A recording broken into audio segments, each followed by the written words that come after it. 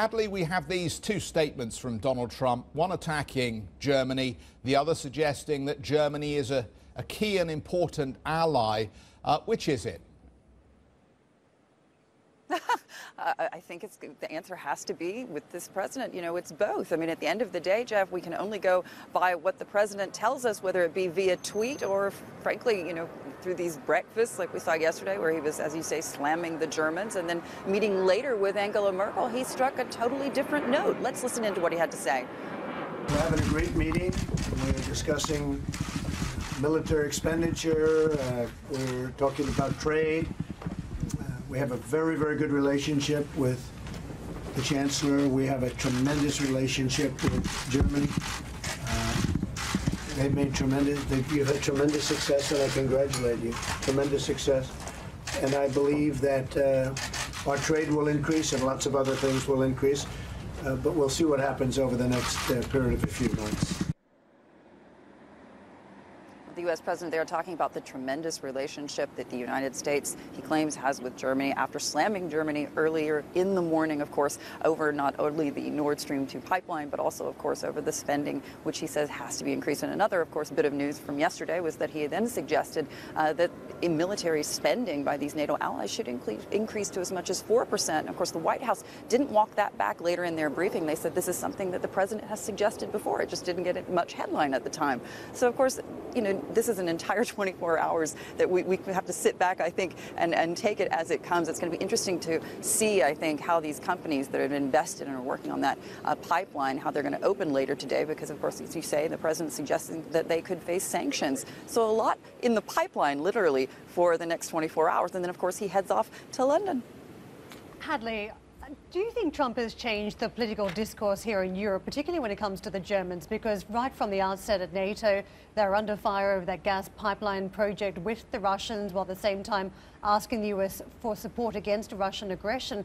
And then later in the day, the suggestion that NATO members should top up their spending from 2 to 4% of GDP. When you think about the size of the German economy, that is a huge ask from the Germans. And it was pretty plain that the German position was that the Bundestag makes the decisions on budgets. But do you think it changes some of the dynamics or changes some of the decisions that the Germans will make in future on defense and economic deals?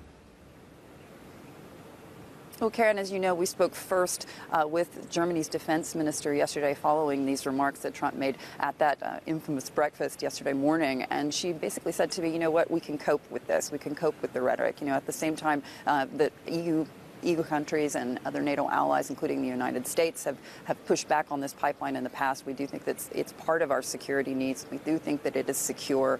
And she said we can cope with this. And of course, that was the first German response to what we heard from the president yesterday morning. And then, of course, later in the day, we heard, you know, that they have a phenomenal relationship, according to the president, the Germans and the United States. So the question, of course, going forward is going to be, you know, what we're going to see over the next 24 hours, but also on down the pipeline, what the commitments, I think, continue to be from these countries.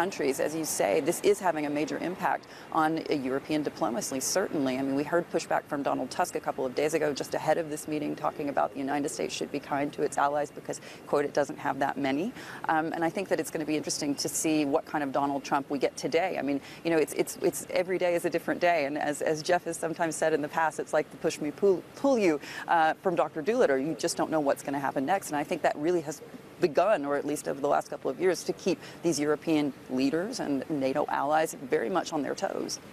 Hadley, let me ask you a different question. Do we think Donald Trump understands how NATO is funded and how NATO actually gets to that 2% number? Because the reality is, of course, that 2% number represents national defense budgets. And the United States doesn't even spend 4%. It only spends somewhere between 3.1 and 3.5%. So when Donald Trump says we need to get to 4%, is he thinking about the funding of the NATO structure, which the Germans and the Brits predominantly pay for, or is he actually thinking about the spending on defense to GDP, those kind of ratios at a national level? It's an excellent question, Jeff, and I think if I were to, unfortunately, I don't have a window into the president's mind, but I would have to say that when you look at the American public and how he's polling and amongst his supporters, these comments that we hear from the president really, really play well with them at home. And, you know, that's why so much emphasis is put in the press and in the media on following him to events that, you know, with other presidents, these kind of rallies, you just didn't see that kind of interest before by the national press, because, you know, when he says something, obviously, the press, you know, the press hears it, the press wants to report it. And I think what's interesting, of course, is that none of this has damaged him amongst his base, these kinds of comments and these kinds of remarks. So whether or not he has an actual understanding of how NATO is funded and how NATO works is a big question. And I think certainly one that a lot of these European leaders are probably asking. Hey everybody, it's Hadley Gamble from our new CNBC Middle East Bureau in Abu Dhabi. Thanks for stopping by. Now to watch more, you can try one of the videos that just popped up on your screen. And don't forget to subscribe.